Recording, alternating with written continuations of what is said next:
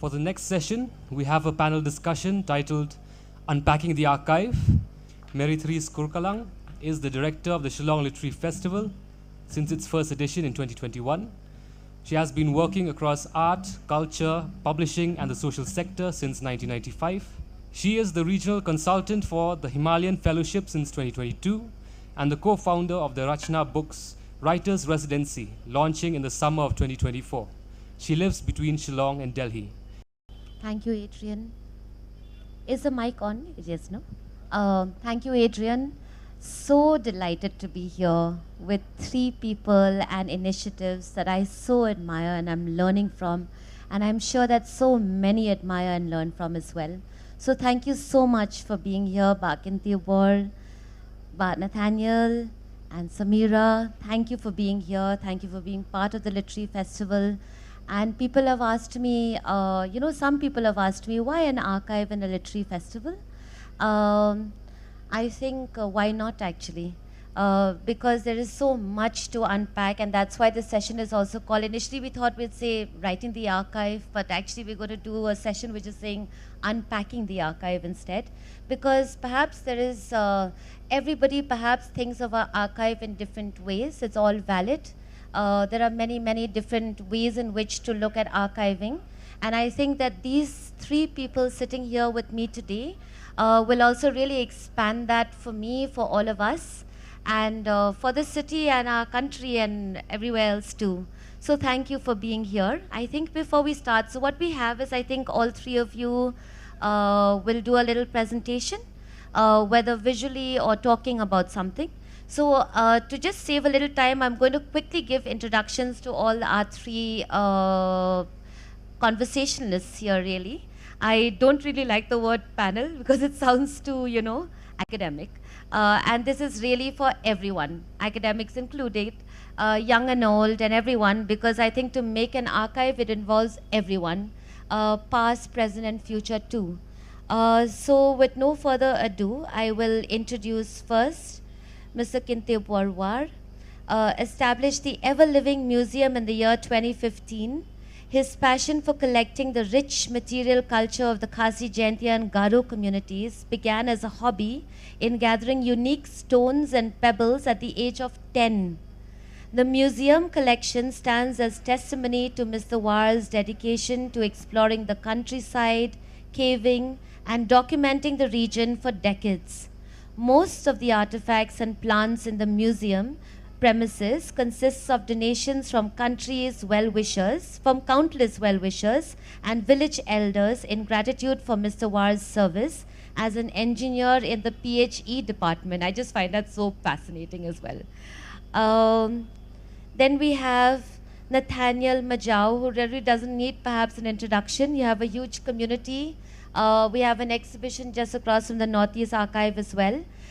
Is an assistant professor at the Department of Mass Media, St. Anthony's College, Shillong, and teaches filmmaking, graphic design, and photo editing.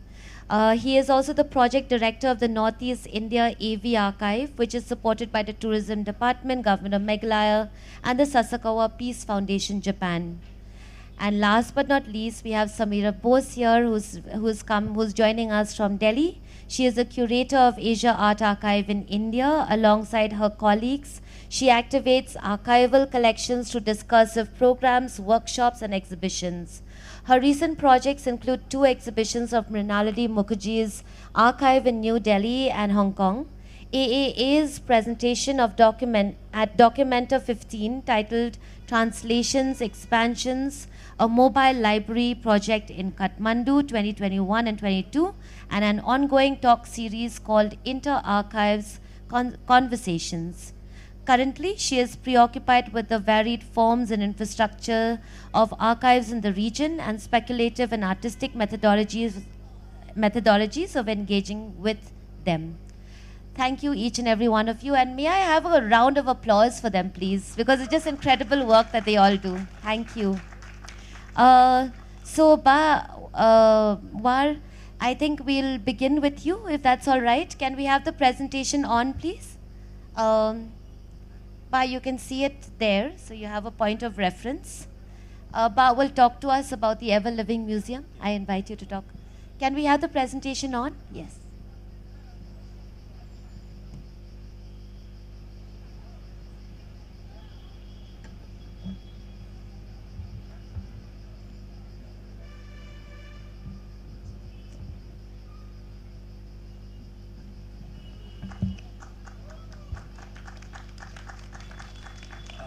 Good evening, everybody.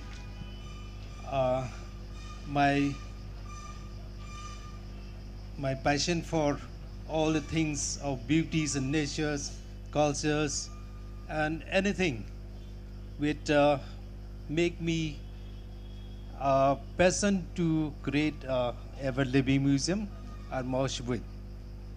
So that is my house, my museum, which house many things. The main museum is that the ones which I house the handicraft in miniature forms, then the antiques from all over Meghalaya, especially of the Khasi, Jaintia, and Garo tribes, and the musical instruments, then the weapons, and not forgetting about the what called the these woods, we call it driftwoods, which I train the poor people of the one village near Williamnagar. So I create employment for them. So now they are continuing with that business. So below that gallery, there's I'm having the mini Thatch hut of Lankadam, with the real Thatch hut. I've taken the trust from Koti to do the documentation of that hut. Now it's gone to the book of indigenous habitats of Northeast, and it's going all over the world. And you can see that inside is beautiful things. And now I'm trying to construct a real Thatch hut, which people can go inside and experience the what called the life of our ancestors. And in that gallery, you can see that the coins also.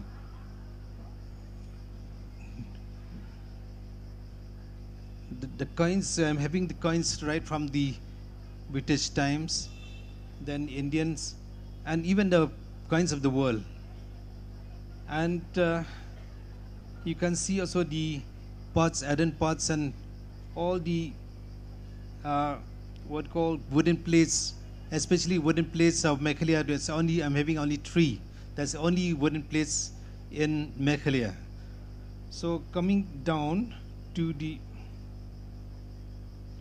stone museum, that stone museum, it housed the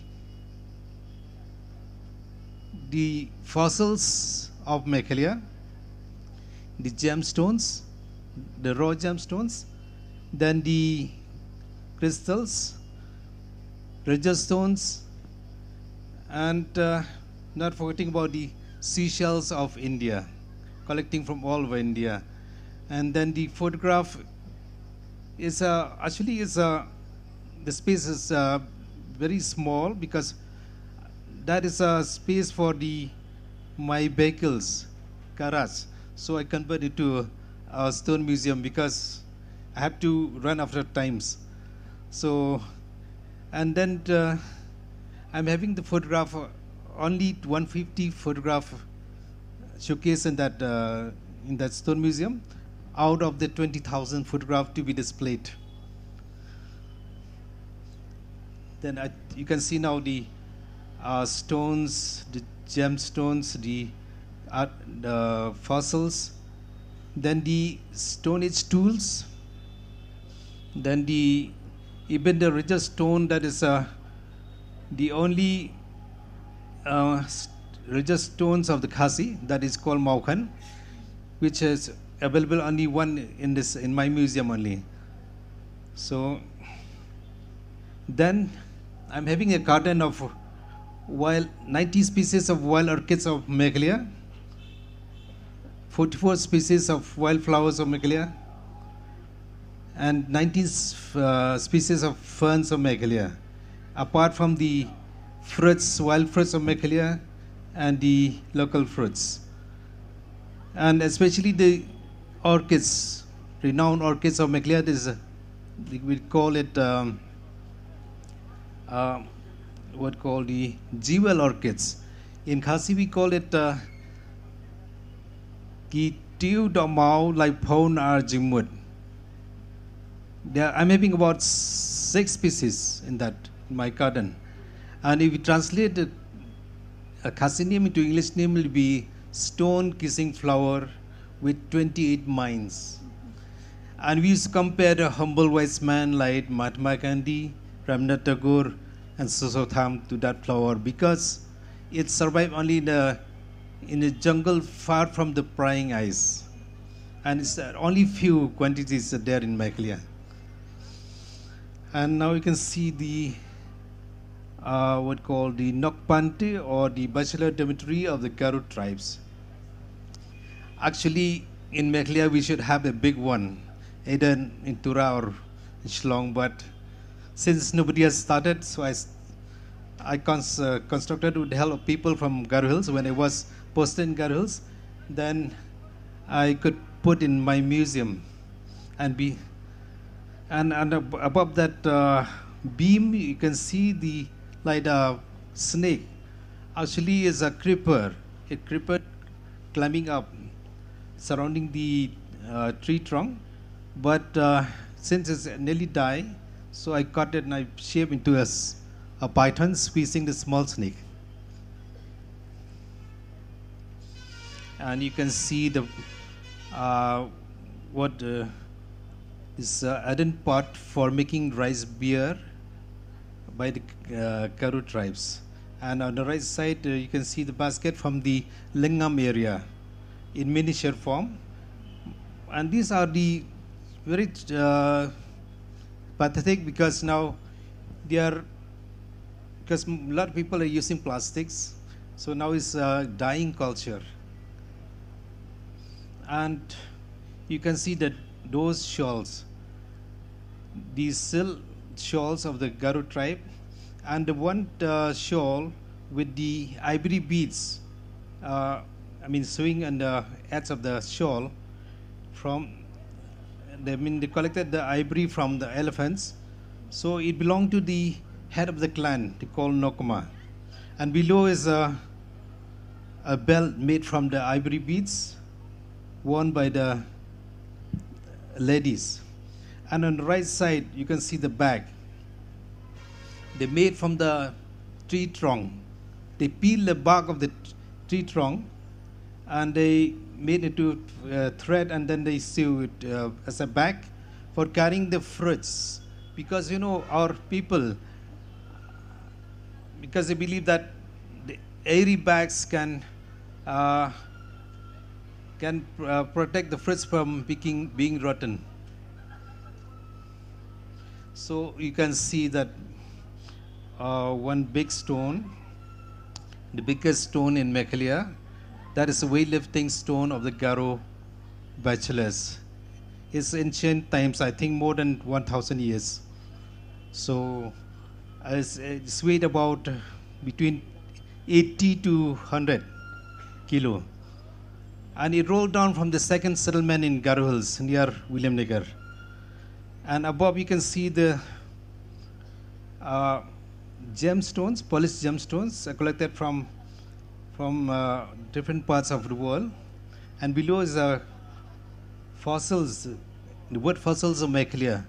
That the biggest wood fossils I got at the age of 14 from my relative who was SDO PUD. So at the time, so it made me very happy because it incited me that I should collect more and more and find out more and more stones.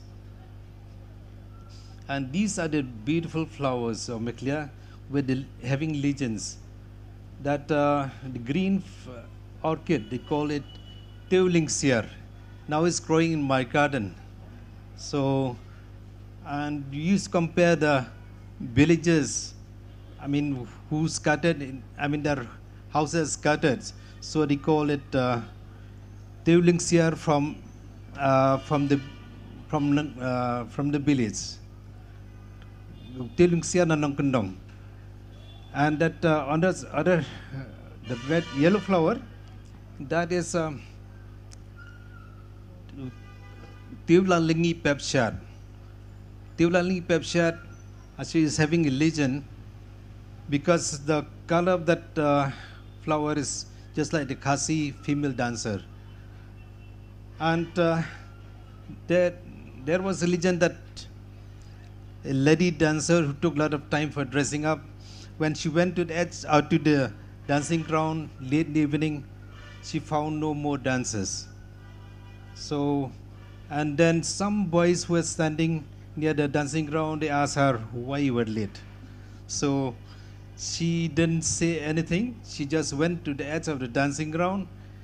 Then she committed suicide. Then at the very place, this flower came up. So it reminds us not to be late for any functions.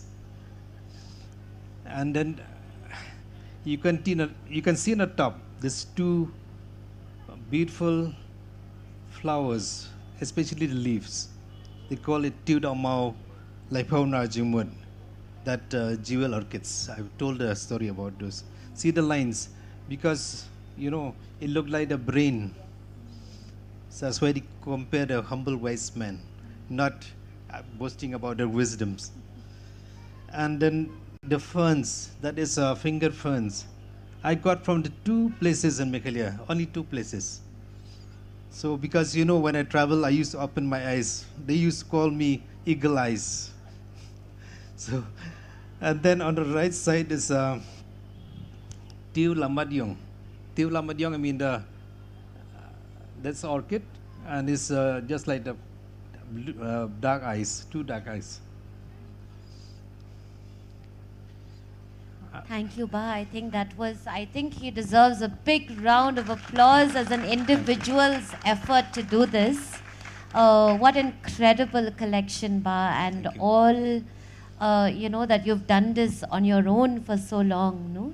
I think I'll let this sink into you, this presentation that Ba just made, and we'll go on to the next presentation before we have the conversation. So, can I invite Samira now? Yeah?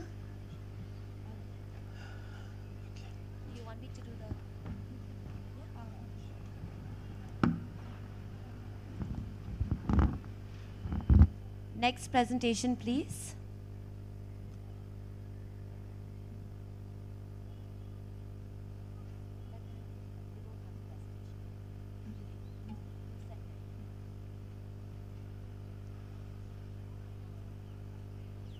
I think we're at the first image.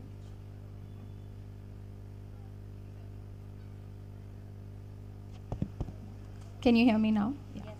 I want to begin by sharing an exercise I did, which is to simply type archive on Google and see the kinds of images that come up.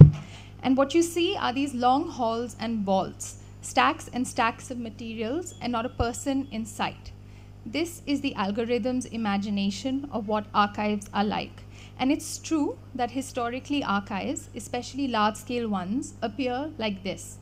But as the work of my fellow panelists have made it clear, as well as the incredible kinds of documentation work that we have learned about in the last few days, the imagination of what archives can look like and can be has shifted. Next slide, please. So I am part of an independent not-for-profit called Asia Art Archive, and I'll very briefly introduce the core of what we do and how we approach archiving.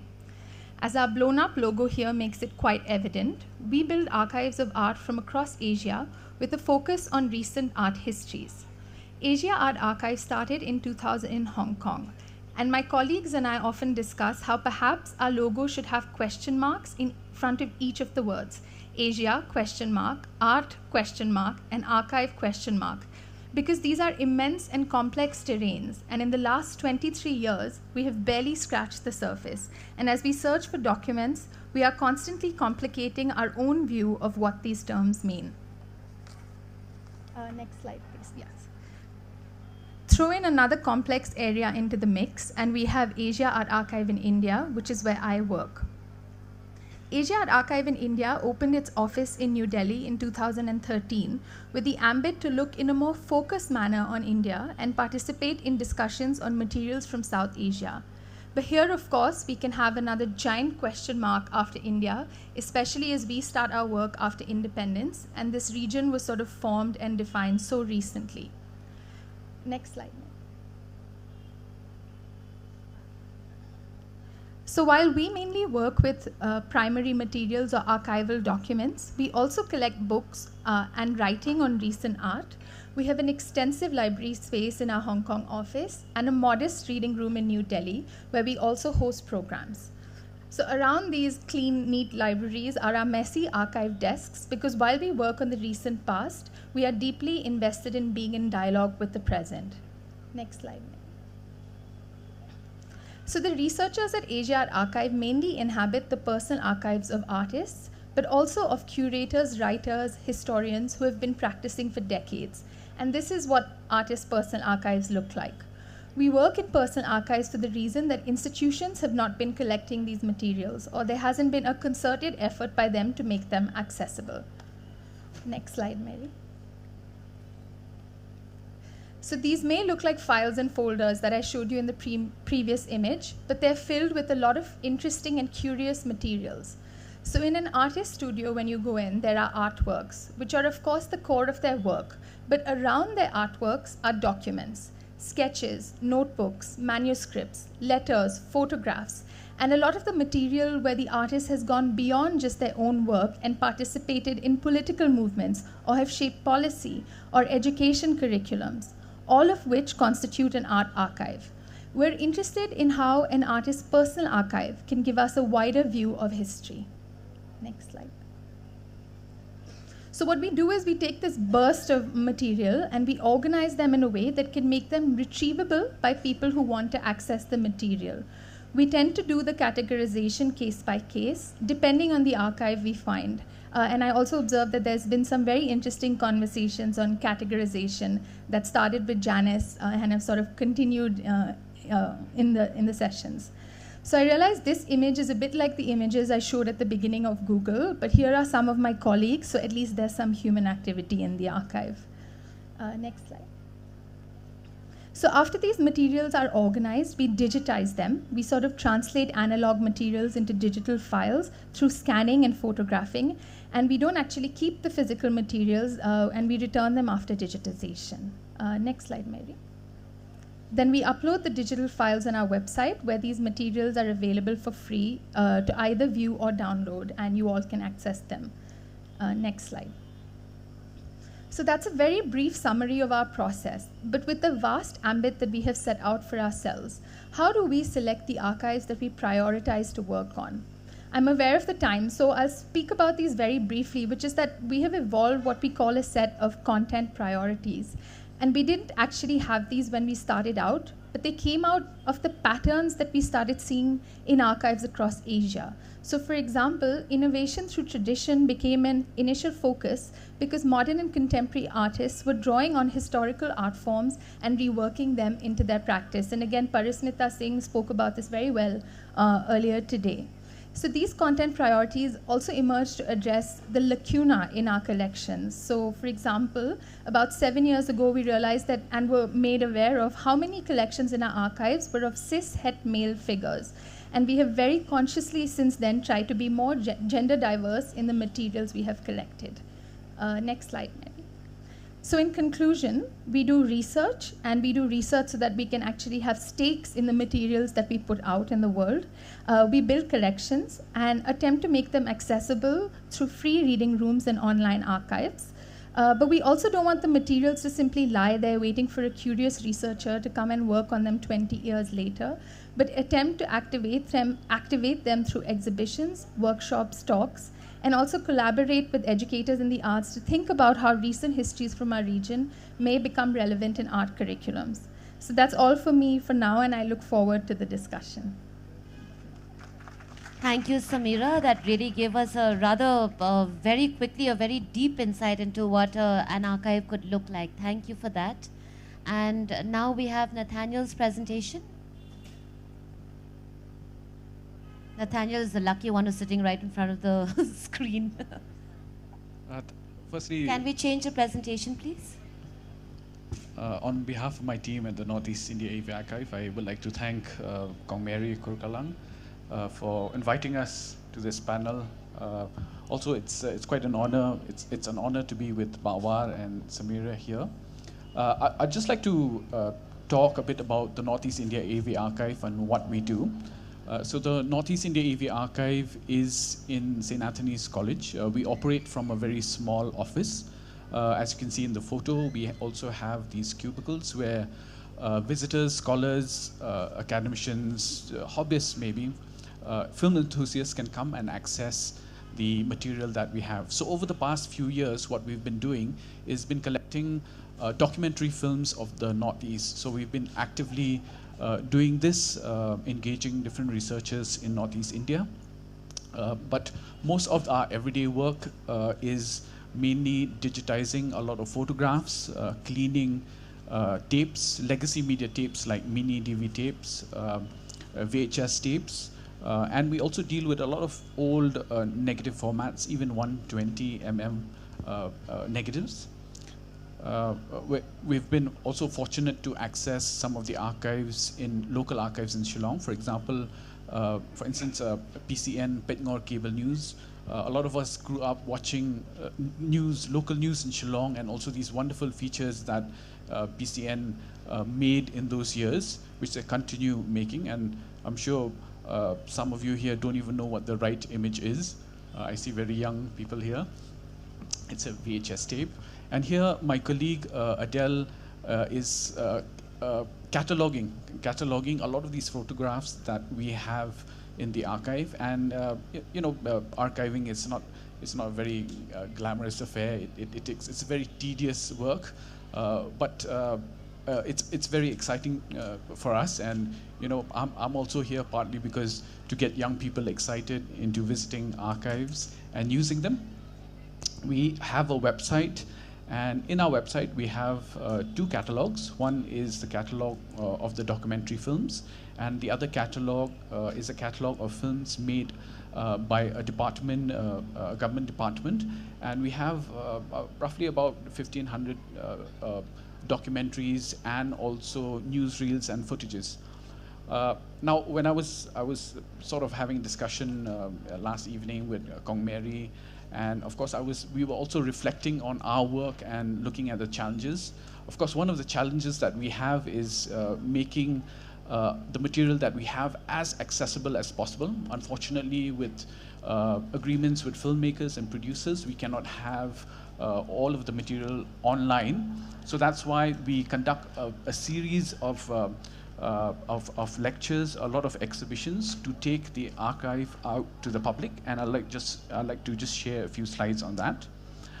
What we've been doing for quite a long time is organizing exhibitions and taking the material that we have into, of course, the public domain, into spaces which you don't usually would think of an archive. For example, this is in Juai in a football field, and we took one of the oldest photographs that we had of Juai and also Meghalaya, and invited schools to come along and watch and look at these films. After that, we even had a quiz on these photos. So it's just an amazing experience getting to interact with children and sharing about the history of Meghalaya and even the Northeast in these exhibitions. In the archive also, we've had contributions of postcards, and here is a postcard exhibition which we had in St. Anthony's College. So this exhibition titled Postcards from the Past has also been exhibited in other places and also in Delhi.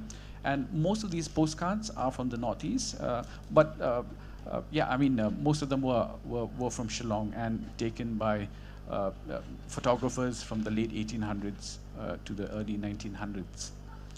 One of the ways that we think that we should be relevant and accessible is, of course, not only through exhibitions and reaching out, but also conducting workshops.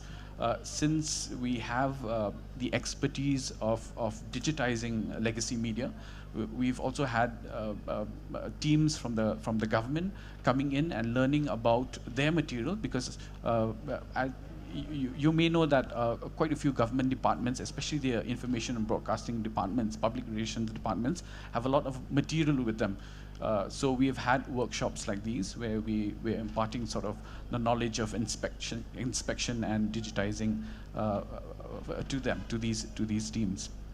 Another way of reaching out to people what is collaborating actually with different institutions. So far, we've signed MOAs or MOUs with 3 organizations.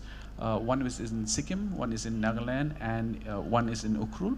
So essentially the idea is, because most of this material is not available online,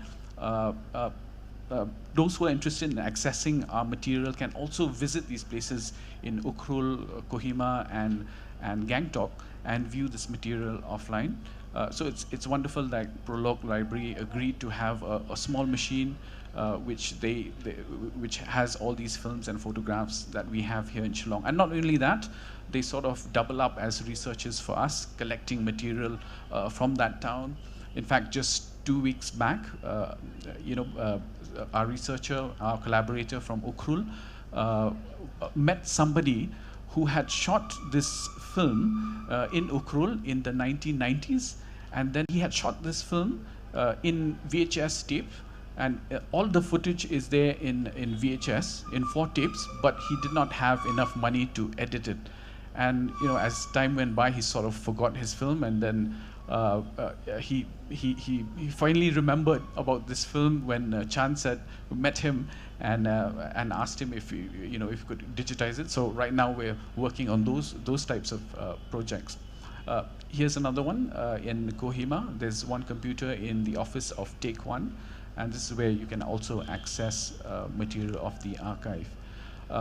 In Gangtok, our collaborator there, Dr. Reep Pandi Lepcha, conducts a series of lectures talking about archiving, talking about many things relating to the activities of the archive, and she's been doing this for well over a year on behalf of the archive. So we even have a small computer there in this college. 2 years back, Meghalaya, 1 year back, Meghalaya celebrated 50 years. And when we heard about this, of course, the celebration, we sort of pounced at the idea of having some of these photographs which belong to veteran photographers of Meghalaya, Mr. Ahmed Hussain, then Ba Ali Shadab, and also late Ba Ashok Elwin. And we took this opportunity to make sure that photographs that went into the calendar were relevant. And not only that, as Junisha, the curator of the archive, said, this was a way of putting out an exhibition to the public in Meghalaya, because as you know, these calendars are circulated in lakhs and lakhs. So this was a great opportunity for us in getting news about the archive across, and of course displaying the beautiful photographs of the veteran photographers. We've also collaborated with another government department. How do I go back? Yeah, to sort of print this facsimile map of Shillong, which is 1925. And this is another sort of conversation starter, this publication. So anybody who comes to our office, we show them the map and says, we've also done this map, and where do you stay? So we're trying to figure out where they're staying, either in a hotel or which locality they're from. So this is another initiative or sort of projects that are quite interested in publishing old material. We've also done a very interesting project called the Memory Crate project. So what we did was, during the celebration of 50 years of Meghalaya, we took the idea of a time capsule and invited the citizens to write letters to us, telling them that it'll be put in this memory crate. And also they sent in photos, they sent in posters, they sent in DVDs, some discs, and we printed out some of these photographs also. And this memory crate is going to be open in the year 2072 when Meghalaya turns 100. So we're quite interested in collaborating with individuals and organizations. This is another collaboration which we had. We assisted Kong Daya Risa Romnong in setting up the website for Speak Your Roots. So if you look this up, Speak Your Roots is actually a page which features a lot of Khasi phrases and words. And she does a wonderful work in curating even folklore and popular Khasi sayings. And of course, the most recent one is actually collaborating with the Shillong Literary Festival in writing the archive workshop. And for us, this was the first time in actually collaborating with Asia Art Archive or another archive in putting together a sort of a workshop to engage with students, and also getting students to sort of interact with the material that we have, and also learn and taking out data from the material that we have. So that's my presentation. I'd like, of course, everybody to invite everybody to visit our website, and if you have any questions, do visit us at St. Anthony's College. Thank you. Thank you so much, Nathaniel.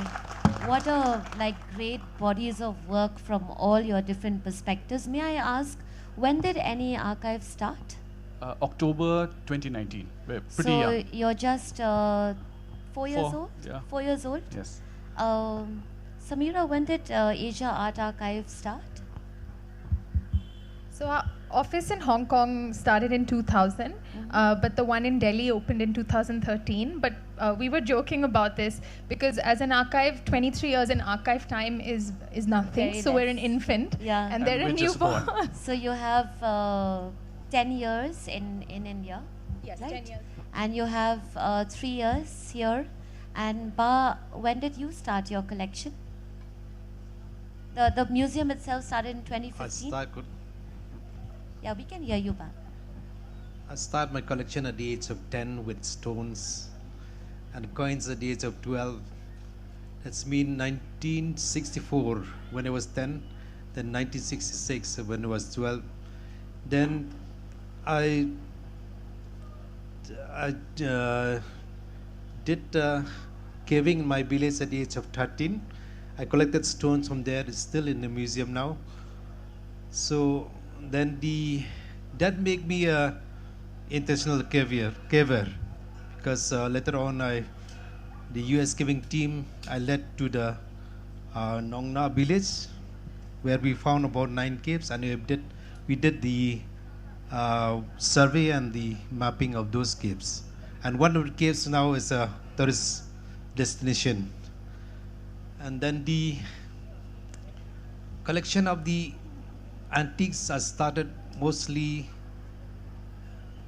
1990 when I work in Garo Hills as a PhD engineer, because my work is to go to the interior villages and see that all the people are getting water supply. So at that time I saw the richness of the cultures. So that made me collect all these items. And some of the items donated by people with cry. So that's very sentimental to me. And then the garden, I saw the wild orchids of Maclear whenever I travel. So I thought that is a challenge for me to put in one place in my garden. So now having about more than 90 species of wild orchids of Maclear, indigenous, that is the only garden in Maclear. Please don't mind. So, and still I'm collecting things, and still I'm doing my tour to the villages and helping the people to promote the tourist spots, which Maulangmana is the first tourist spot where I gave the awareness campaign, and now it's thriving in a beautiful way. So then the other tourist spots, so I used to give awareness campaigns even up to now. So that's why because my aim in life that we should create employments to the people in the villages so that they won't migrate to the city and towns that would, would lead them to many, undesired elements. So, Thank you, Ba. I think like the experience of also seeing the different objects, but also the living things in your ever-living museum, as it is aptly called, gives us that sense, that you're taking us also, like urban people into like spaces that perhaps even we who live in the cities have not experienced. So we get to experience a bit of that. Thank you for that. In fact, you're leading me on to my next question, because you've in a way given us your intent, the why of why you're doing what you're doing. And I would like to address that to Nathaniel and Samira as well. Why the Northeast Archive? Why the Asia Art Archive? I think in part you've explained to us the work that you do, but can you briefly tell us why is it important? Why do you want people to access the Northeast Archive? Why do you want them? As I've understood, it's also a repository of people's histories or communities' histories, and as well with Asia Art Archive, that you're very specifically, I think there's a whole process there with big bodies of work for a very long time, less in scale, but sort of very sort of deep research that you get into and process. So can you speak to us a little bit about the why? Who would like to go first? I think first and foremost, before we started the archive, we really, tried to identify what were the problems when it came to research, and also sort of trying to access films. And as many scholars and students know here, that it's very difficult, especially when you're doing research on audiovisual material. It's very difficult to find material in one place. So that was the main factor of developing this archive. And of course, another one is most of the material that are there of the histories of Northeast India are very sort of spread out, especially in libraries, in museums in the West.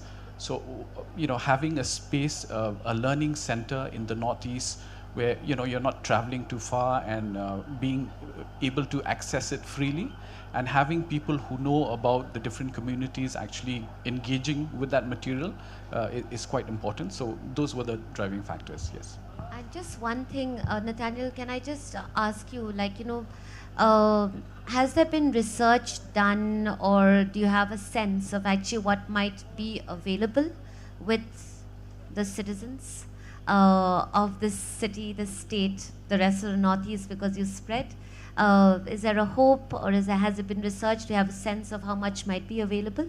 You mean the material that's available with citizens? Yes. Well, a sort of a preliminary research has been taken, especially in Shillong. We know that when it comes to films, audiovisual material, Shillong was one of the first few cities in Northeast India where people had access to cameras. And we've also been getting a lot of contributions from families, photo contributions, and these photos actually date back to the 1930s. So I would say it's hopeful, it's a lot, and there's a lot of work to be done. Yeah. I think you've also proven concept in that sense, because you've already collected so much, and yet there is still so much to collect. Yeah. No? Samira, if we can get to you. Yeah. Maybe I can share what I jokingly call the origin story of Asia Art Archive. So our founder, Claire Shu, she was a student at the School of Oriental and African Studies at SOAS. And when she was there, she wanted to, this is I think 1999, she wanted to do her research on Chinese contemporary art. And she's of Chinese descent from Hong Kong, and she was very excited that she got to go to SOAS. But when she went to look in the libraries, there was nothing there. So she got a grant to travel across China to research the contemporary art scene. And what she found was that there was a fabulous, extremely thriving sort of scene, not only in, say, South China, which has more resources, but even in the Northwest provinces, etc. So she came back saying that I would like to set up an archive where I am, which is Hong Kong, and very similar to Nathaniel in a certain sense, which is to be located in the region which you're speaking from. So that's where it started, and slowly it expanded. I guess the intention is that if you look very carefully, actually a lot is happening often, and you have to evolve sort of methodologies to be able to look at that. So that's sort of why we started, but why we take time with what we do and why we do it slowly is because actually we don't want to apply the same templates that we learn in art history, because they do tend to be quite Eurocentric, and that these methodologies have to be evolved contextually, and we often work with local researchers. So for example, if we were to do a project in Shillong, we would think very closely with all of you instead of sort of do an alien landing with our ideas. So yeah. Thank you. Coming to you, I think that I've been told that we don't have too much time, and I wish we had hours and hours and hours of this session, because I think each of you and your works need so much unpacking in a way. But just to maybe, for all of us to end this, can you talk to us a little bit of, just a bit of what the challenge has been, and also the hope and the work that you're looking to do in the future for each of us, each of your different initiatives? Start with you, please. Actually, it's a continuous challenge for me to run the museum, because preservation of the antiques, especially the materials which can be fragile. So then maintaining the garden was. Took a lot of time with a lot of love and passions. So, and I built a museum also with all my saving, and then with the love from my encouragement from my elders, especially my relatives. So that's why I feel that I should approach the people who can help me, but up to now, no help for my museums. And even we participate in many festivals, but showcase the spare materials of the museum, but it ended with the festivals and no help. So I hope that now onward, I hope that people who can help us will come forward and support my museum, because I call it not my museum, I call it our museum, because the materials kept there belong to us and belong to the our ancestors. So my aim is to build a indigenous hut belonging to the Nongsten kingdom. So they really they encourage me, and I hope that in near future I'll build that hut which you can come and sit inside the huts near the fireplace and see the lifestyle of our ancestors. So, and we'll make some function, so like dances from the villages which we rarely seen in the city. So, and we invite the performers from the villages which you rarely see, especially that one instrument I found in Ribhoi district that they call it marangot. They play that marangot in the house of a dead person at night, and one fellow will cry like a son for the dead father, and whoever sat in that house will shed the tears. So I hope I can showcase that one, and we can showcase so many things, and we can have what called the session for the childrens to teach about how our forefathers taught us. So in that way, I hope that things will come forward, and I'm very happy that the government of Maclear, they have included in their website for the tourists to come to my museum. Thank you for that, and I'm thankful to the Foundation of Indian Arts. So they came forward to sponsor for the interns, three groups interns for studying, for documentation, and for catalog the items in the museum, because I'm not written in detail all the items. So I'll help them to write the details from where I got those materials. Thank you very much. Thank you, Ba. I think that was the India Foundation for the Arts that you were talking about. And, you know, you have done as an individual what institutions do. So much respect and a big round of applause for Ba Kyntiewbor. Wow. Nathaniel?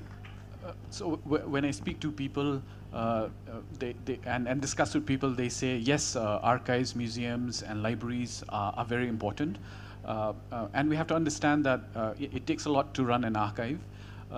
You need a sort of a very robust system of digitization, servers, and also backups. So that's why there needs to be some investment in infrastructure even. And of course, one of the biggest challenges is funding.